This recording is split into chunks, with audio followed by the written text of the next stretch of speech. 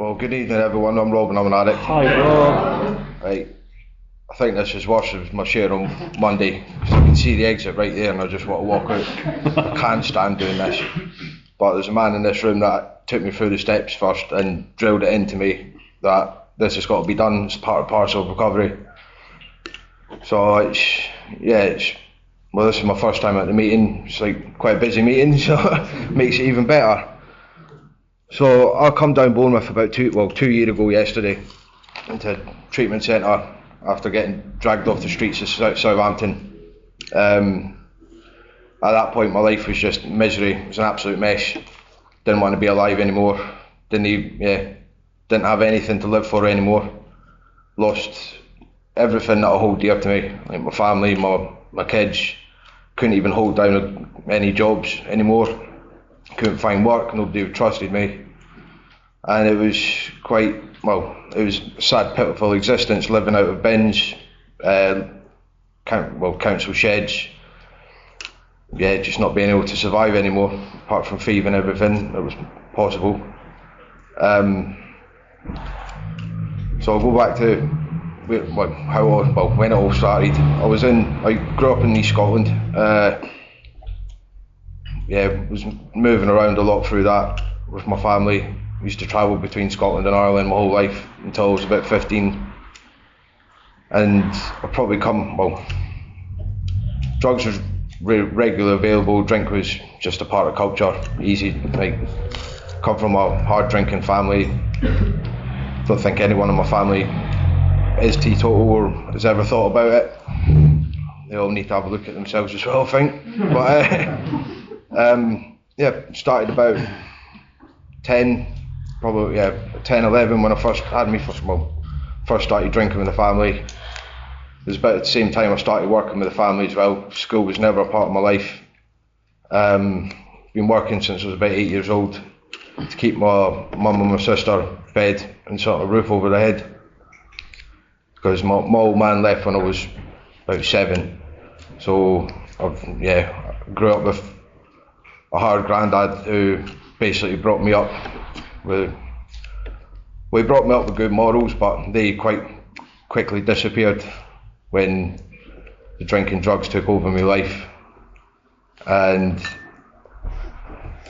I was quite a big disappointment for my family for a long time, just causing chaos everywhere I went. Just couldn't be trusted by anyone for a long time. And it was probably about 15. Yeah, it was about 15 when I moved down to Southampton. I got asked to leave by a lot of my family. They're like, you need to get out of here. You're just too much, we can't help. You're just going to end up dead or in prison. So I moved down. I had my old man down here, my Uncle Bim, who was down in Southampton as well. So I lived with him for the next 13 years, and I was just sat in this whole world of self-pity, basically, just always going, why did I have to leave, why did I do this, just beating myself up. And to make myself feel better,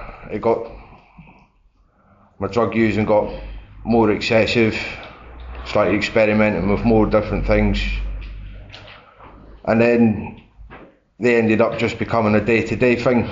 Right, by the end of it, I was eating mushrooms every day, smoking crack every day, drinking, as soon as I woke up until I went to sleep, or if I even went to sleep. I had some really, the drugs that, all took away everything. My work was part of my biggest thing keeping me alive, really. Kept food on the table, kept me busy, kept my head busy, but it got to a point where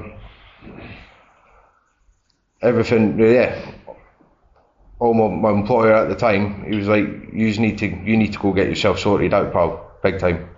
Because I'm driving around machinery, I'm working with all sorts of stuff. And just to keep them happy, I had no intentions of stopping. I went and seeked out from alcohol services in Southampton when I was about 19, 20. And it was just to keep them off my back. And that was the first time I ever heard of abstinence. And I quite politely told them to fuck off. It's not happening. It's always been a part of my life, and So it was just to tick a box for the boss, say you can't sack me. I'm doing everything I can. Blah blah blah blah blah. Bullshit. That's all it was. And then I ended up getting even worse. Like I was out thieving every night. I was out robbing from my family, robbing from everyone, just so dishonest. Same on, just literally tore my family apart for the next 7 years. And I think that's when I lost trust in my gran. And that's really hard. So that's the person that basically brought me up, along with my granddad, who's sadly not here anymore. And then I probably got to, it was probably till I got about 22, and I just disconnected from the family completely, just went AWOL. Was out travelling the world with work, just couldn't stay around anywhere. I was just constantly on the move, like nobody could track me down. My old man calls me the secret squirrel because I'm so elusive. Bit of a shooting name, but yeah, that's what I'm on his phone. But eventually got to the point where obviously I turned out homeless. Like my uncle Bimmy died in 2023, and that's where I'd been living in Southampton. So at that point everyone on site basically turned around and said, you can't be here anymore. Like, you're just too much you're just problem. That's all you are, is a problem. Like they've got kids around. And if you're getting kicked off a travel site, you've got serious issues. Like serious issues. And so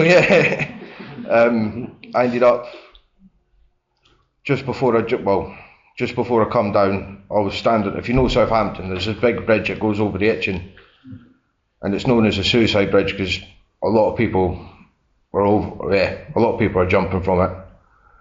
So I got to a point where nothing, like the drugs wouldn't do anything for me, nobody could do anything for me, and I just couldn't take life anymore.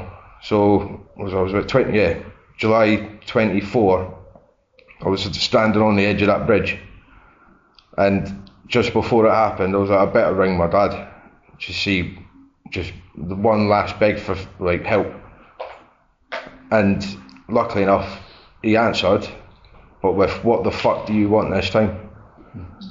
So I basically sat in tears, begged him for help, and I'm lucky because my cousin was there at the time that I didn't know about, and he was going to tell me to go away, but until my cousin said, you need to fucking go pick him up. So that happened. So if my cousin wasn't there, I probably wouldn't be here.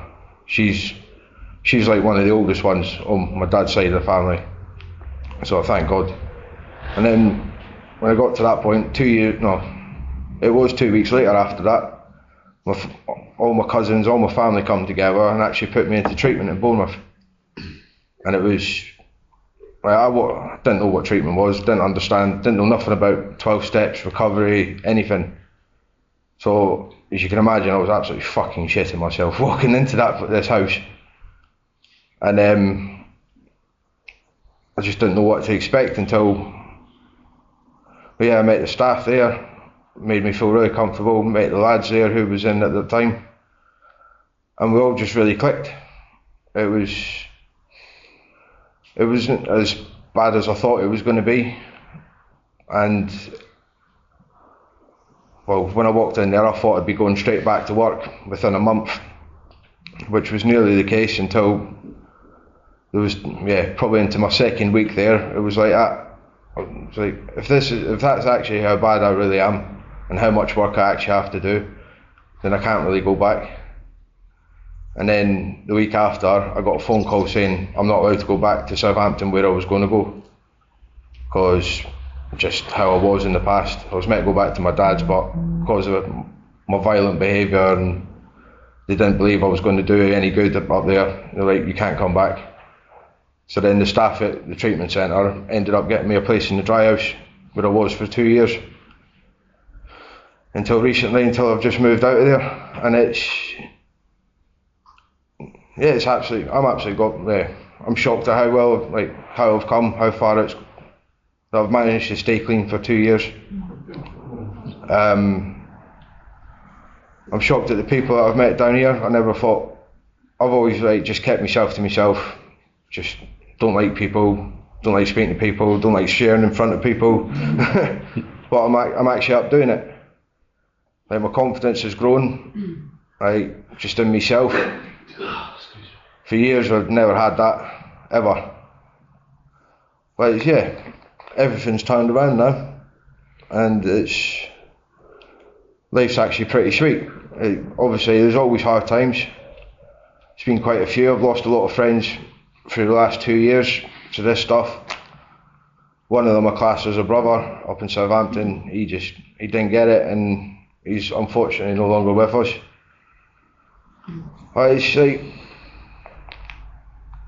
And I'm actually giving back to people now. Like, I take the meetings in the prisons, or in Guy's Marsh and Portland, just as a backup. Service is actually a great part of mine. I'm always still in the treatment centre, even every Monday. And it's just, the last 2 years has actually been quite a blast, really. And sometimes. But there's nothing I can complain about how everything's been. And I kind of wish I found this even sooner than what I have. And I think I'll leave it there. Yeah, nice one, Rob.